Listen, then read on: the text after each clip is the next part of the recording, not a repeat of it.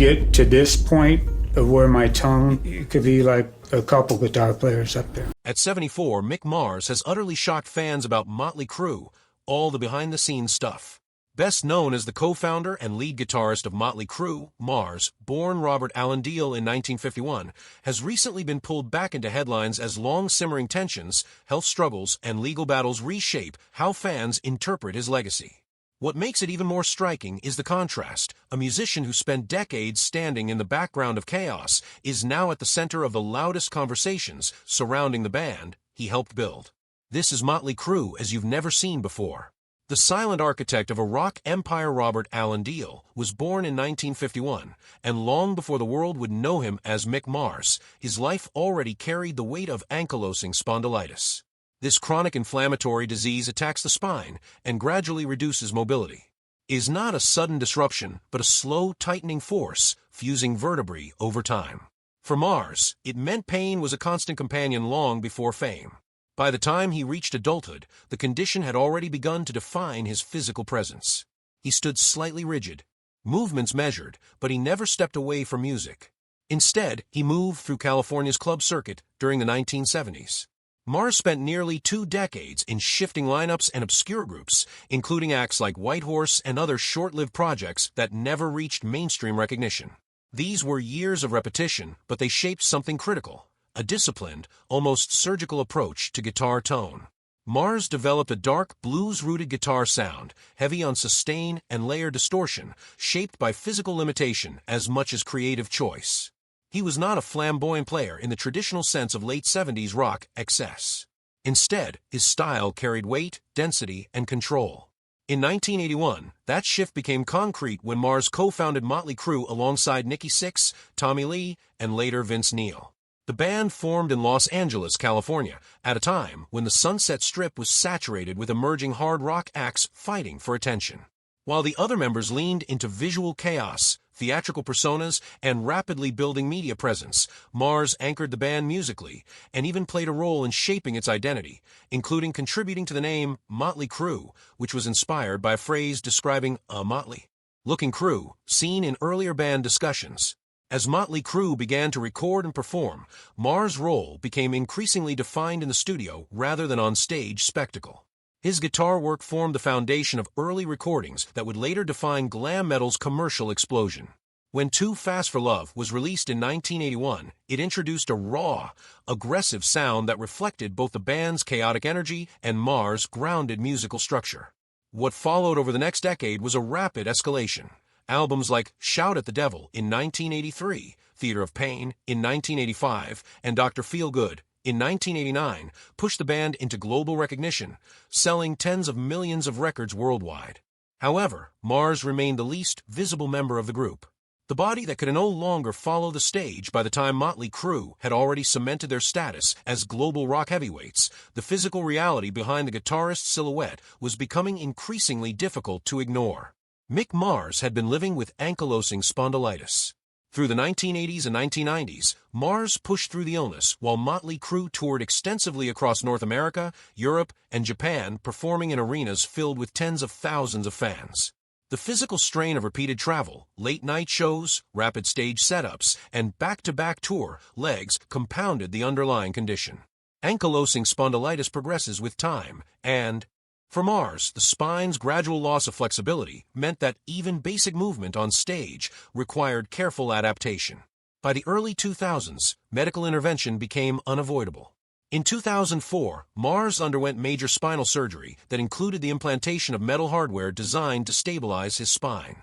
This procedure was not cosmetic or minor. The surgery marked a turning point, allowing him to continue performing, but under increasingly controlled physical limitations. Post-surgery, he required constant pain management and adjusted posture, often performing while standing in a fixed position rather than moving freely across the stage, like his bandmates. Despite these constraints, Mars continued touring with Mötley Crüe for years afterward, contributing to major reunion tours and festival circuits that drew massive global audiences in the 2000s and 2010s. These tours were physically demanding even for healthy performers, often involving multi-hour shows, repeated sound checks, and compressed travel schedules between cities and countries. For Mars, each performance required managing pain thresholds in real time while maintaining technical precision on guitar. As the 2010s progressed, the cumulative strain began to intensify. Ankylosing spondylitis is a degenerative condition, and over time, spinal rigidity and joint inflammation can increase fatigue and reduce endurance. Mars' mobility became more restricted, with visible difficulty in movement compared to earlier decades.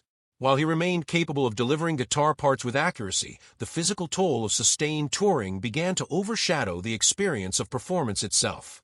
During this period, Mötley Crüe also operated in a drastically different touring environment compared to their peak years. Production scales were larger, schedules more compressed, and expectations for high-energy performances remained unchanged despite the aging of its members.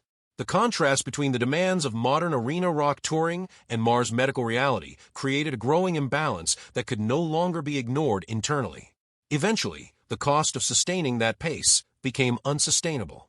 After decades of managing a chronic spinal condition through surgery, therapy, and adaptation, Mars reached a breaking point. The breaking point, October 2022, marked a decisive fracture point in the long-running story of Mötley Crüe. Mick Mars officially announced that he would no longer tour with the group. The decision was tied directly to the progression of his ankylosing spondylitis. After years of adapting to pain, reduced mobility, and physically restrictive stage conditions, the demands of global touring finally exceeded what his body could sustain. The announcement did not dissolve his connection to the band entirely. Mars clarified that his retirement applied specifically to touring and live performances, not necessarily his status within the group's broader business and legacy structure.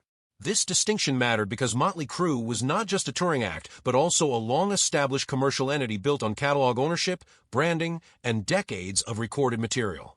Almost immediately after his retirement became public, the band confirmed that guitarist John Five, known for his work with Marilyn Manson and Rob Zombie, would step in as the touring replacement. His appointment ensured that the band's live infrastructure would remain operational without interruption. For the first time in the band's 4-decade history, Mötley Crüe was performing major tours without its original guitarist. Industry observers and fans reacted immediately, framing the moment in contrasting ways. On one hand, it was viewed as an inevitable outcome of health realities that had been visible for years. On the other hand, it triggered broader discussion about legacy bands transitioning into new configurations where founding members gradually step back while the brand continues to operate at full commercial scale. But for Mick Mars, troubles were not over just yet. Legal war and the fight for legacy. In early 2023, Mick Mars, who had been essentially sidelined from the band's business structure and legacy control, filed a lawsuit against his former co-stars. The lawsuit, filed in Los Angeles County Superior Court, centered on allegations that Mars had been significantly reduced in both financial participation and decision-making authority within the band's corporate framework. At the core of the dispute was the question of profit distribution, specifically whether his ownership stake and royalty share had been altered without his full consent. Mars asserted that he remained a key stakeholder in the Mötley Crüe entity and argued that changes to his financial position were implemented unilaterally following his decision to step away from touring. Mars also challenged how decisions were made regarding the band's business operations, including touring arrangements, branding usage, and contractual negotiations tied to live performances. His position was that stepping back from the stage did not equate to relinquishing his role in the underlying structure of the band. After all, he helped create the band in 1981. This distinction became central to the legal argument, performance participation versus ownership rights. Mötley Crüe's response was immediate and forceful. The remaining members denied any wrongdoing and framed Mars' reduced touring capability as a necessary factor in restructuring the live lineup.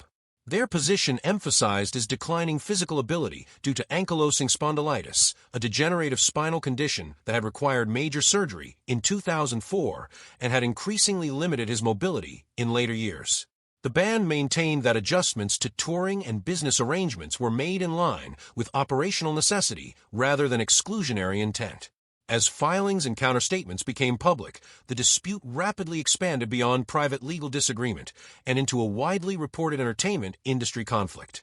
Major outlets covered the case closely, with attention focusing on the contrast between Mars' role as a founding creative force and the band's assertion of functional limitations in live performance contexts. What turned this dispute into something larger than a band disagreement is how the law treats partnerships like Mötley Crüe. In situations like this, courts don't look at image or legacy. They look at contracts, ownership percentages, and fiduciary duty. If a member like Mick Mars holds a defined stake in the band's corporate entity, that stake typically cannot be reduced or altered without clear contractual provisions or consent. U.S. partnership and corporate law places strict obligations on co-owners not to unilaterally dilute another partner's share or exclude them from decision-making if they still legally retain ownership. The key legal distinction in Mars' case was this: stepping back from touring does not automatically terminate ownership rights unless explicitly stated in prior agreements. Mars' lawsuit alleged that breach, claiming his ownership share had been reduced and his voting power sidelined without proper authorization. The band countered by arguing that operational realities had changed, pointing to Mars' declining ability to perform live as justification for restructuring touring and related revenue streams. This is where cases like this often hinge. If revenue is tied primarily to live performance, restructuring becomes easier to justify. If tied to catalog and legacy ownership, exclusion becomes legally more difficult to justify.